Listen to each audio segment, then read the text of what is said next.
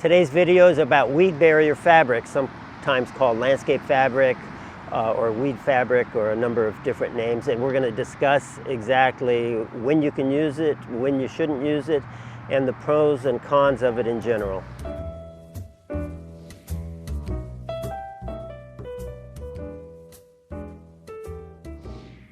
Hi, I'm John Valentino, president of John and Bobs Corporation. I'm here with Chip Valentino. We're at this project, major commercial hospital project that we finished. It's a good example of where to use landscape fabric and where not to use landscape fabric. And over my 40 plus years in landscaping, we've had lots of opportunities to see where it works and where it doesn't work, and to develop a general protocol on how best to use it and when not to use it.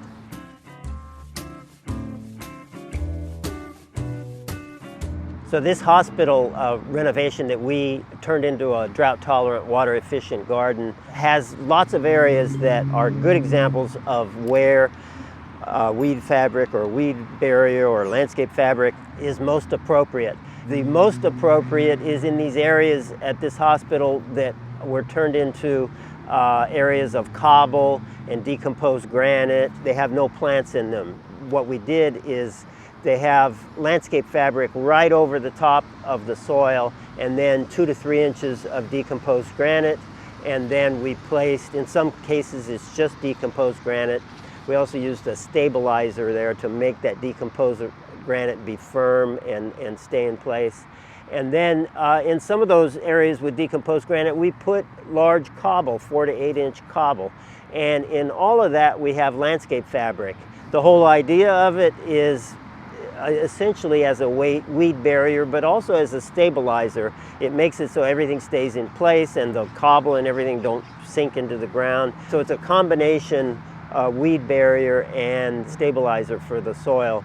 In reality, you could do the same thing without weed fabric, and we have done it many times. Usually when I have a problem with weeds in areas like this, it tends to be on top of this surface, not coming from underneath, because the area is so thick. However, if there's any place where weed fabric is appropriate, it's right here in these types of areas, and they were used on this project extensively. Now let's say you get a really good quality landscape fabric and you put it around plants. In the first month or two, as that landscape fabric functions just the way it's supposed to function, which is allow a good exchange of air and water, it's probably fine. It's not something that I would recommend, but I think it would function fine because the landscape fabric is new and it's clean, and we can get that air and that water to go right through it just like it's supposed to. But over time, the problem with landscape fabric, particularly if you put it right up against plants, is it inhibits the ability of the plant to get water. That fabric gets a little bit plugged, either with soil or decomposing mulch or a whole variety of things. And over time, that fabric becomes less and less able to exchange air and water. As that happens, it's not good for plants. You could respond by saying, well, we'll keep a big open area around the plants so that we won't have that deleterious effect right around the roots of the plants. But landscape fabric right around plants usually is a problem down the road, not the day you put it in, but somewhere down the road as that fabric becomes compromised by soil and decomposing matter of all kinds. The other thing that happens is as these plants start to grow, you get a lot of root growth, and you get damage to the fabric that way, where it starts becoming kind of a mess mixed in with roots. And so it really doesn't work well. My experience is it does not work well at all in planted areas. I would avoid it completely.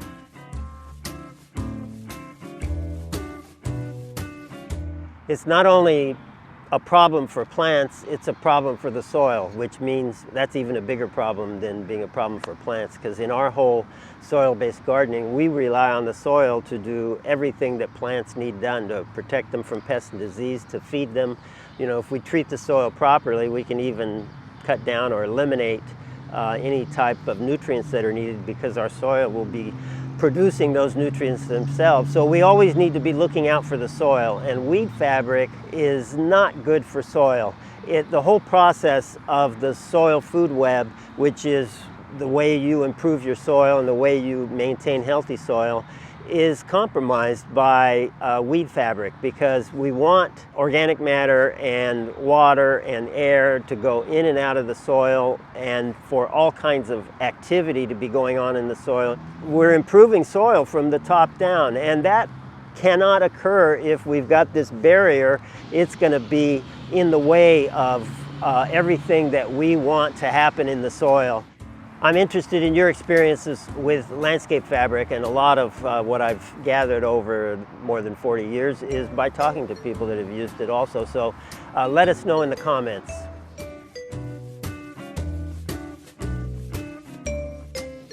Many of you have asked me, and I've answered this probably 30 times in the last couple of months, about the impact of weed barrier on our products, and will our products still work. And they will still work, especially if the weed fabric is good quality and it's in good shape. But as I mentioned, as we've covered in this video, many times it's not, because over time it ends up being plugged up. But if it's permeable, it's kind of like having another mulch layer on there, and the products will still work, but they'll work slower. So it'll not only take longer, probably the breadth of improvements will be harder to notice quickly. But you should still get improvement. But they work much better without weed fabric. And if I had the opportunity to advise you before you put it in, I'd tell you not to put it in anywhere where you have soil that you'd like to improve over time with our products or similar products. So if you're really determined to use weed fabric, then the best way to do it with plants involved would be to leave a large cutout area around the root zone of the plant. And then we eliminate a lot of these problems of being able to use our products and have them get to the root zone of the plant and have them get down to the soil. And this idea of exchanging air and water and access of water by the roots of the plants, that would be the best way to use the weed fabric around plants. Click the link in the description to learn more about our products, which will improve everything about your soil. Last week's plant was Laurus nobilis Lil Ragu, which is a really neat recent introduction. Nobody got the plant right, because everybody guessed sweet bay or Grecian laurel, or that's bay leaf, and you can grow it as a shrub or a tree. The neat thing about Lil Ragu, it's a dwarf Laurus nobilis. You really won't need to prune it, because it's not going to get more than 7 to 8 feet tall, and I find that very useful in a lot of spots. Okay, so to make it up for you, I've got a much easier plant this week, and a blooming plant. It's looking great right now. It's growing at this hospital planting and spreading around, so that's a clue. It spreads. Take a look at it. Blooms like crazy in the summer. Tell us what it is, and we'll send you a free bag of our blend, which is a combination of Optimize, Maximize, Nourish Biosol. So if you're interested in landscape fabric, I assume you're interested in controlling weeds, and we've got another video that gives you a lot of other ideas besides weed fabric, better ideas, I think. Check out that prior video we did all about controlling weeds in your garden.